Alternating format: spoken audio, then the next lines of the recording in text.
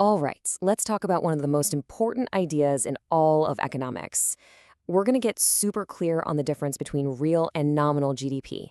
And by the end of this, you'll know exactly how to look past the flashy headlines and see what's really going on inside an economy. But before we get into the weeds, let's start with the big question, the one that's a real head scratcher for leaders, investors, and, let's be honest, pretty much everyone. When you hear on the news that the economy is growing, what does that actually mean? Is it really getting bigger, or is something else at play? That's the puzzle we're here to solve today. So here's our game plan. First, we'll talk about the economy's big number, GDP itself. Then we'll look at what I call the surface view. That's nominal GDP. After that, we'll get to the true picture with real GDP. We'll even walk through a quick case study, a tale of two GDPs, to make it all click. And finally, we'll break down why all of this really truly matters. Okay, let's dive right in. If you want to understand an economy, you have to start with the one number that everyone, and I mean everyone, is obsessed with. Gross domestic product. You know it as GDP. So what exactly is it? Well, at its heart, GDP is like the official scorecard for a country's economy. Just think of it as the grand total price tag on absolutely everything that nation produces and sells in a year. We're talking cars, software, haircuts, the whole shebang. It's a huge, important number. But as you're about to see, the way we add it all up changes everything. All right, let's get into our first key concept. This is the version of GDP you almost always see on the news. It's the headline number, the one that gives you that quick, surface-level view of things. This is called nominal GDP. And honestly, it's pretty straightforward. It just measures the value of all that stuff we talked about using today's prices. Whatever a car costs right now, that's the price that goes into the calculation. It's simple, right? But that simplicity is also its greatest weakness. And if you're wondering how they get this giant number, well, it's basically a massive shopping receipt for the entire country. They just add up all the spending.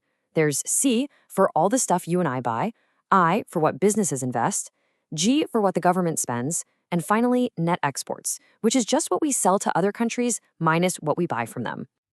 Okay. And here is the big catch. Because this number doesn't account for prices changing, it can be super misleading. Think about it.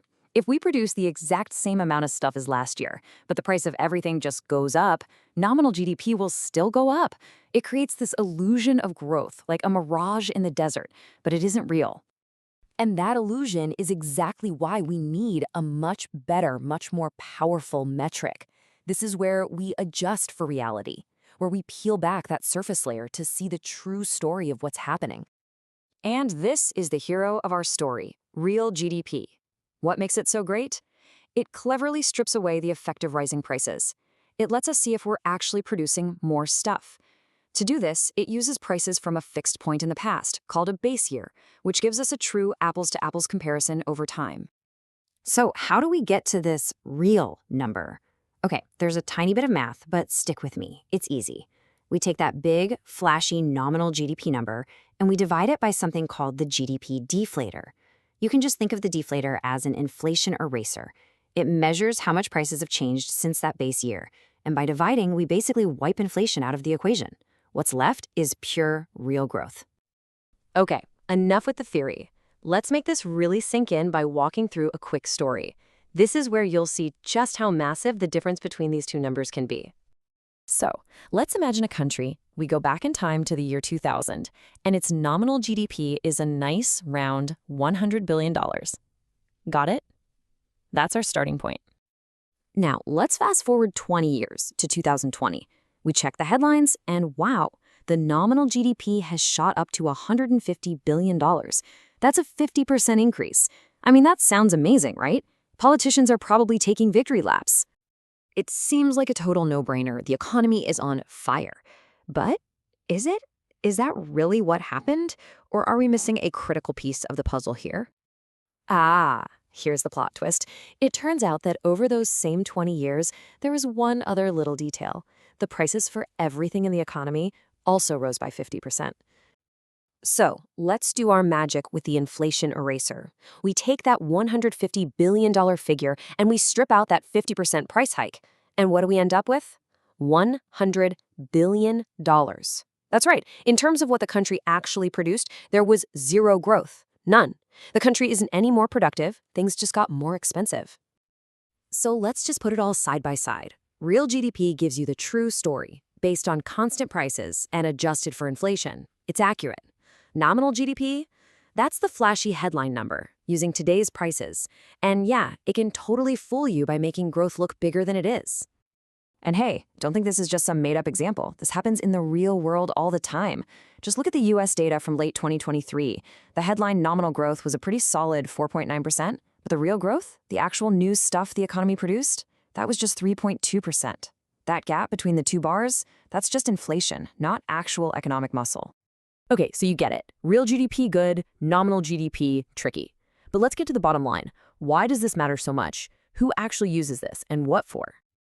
Well, it matters a lot. For anyone trying to make smart decisions, real GDP is the only diagnostic tool that works. It's how central banks decide whether to raise or lower interest rates. It's how we know if the economy is actually expanding or if it's shrinking and heading for a recession. It's the only way to really see the long-term trend without the fog of inflation getting in the way. Now, it's also really important to know that even our hero, real GDP, isn't perfect. It's a powerful tool, for sure, but it's not the be-all and end-all measure of a country's well-being. It completely misses the huge underground economy, and it ignores all the unpaid work that happens in homes. And the weirdest part, something bad, like rebuilding after a hurricane, actually makes GDP go up, because money is being spent. It's a measure of activity, not necessarily of progress. And that really leaves us with a huge final question to think about.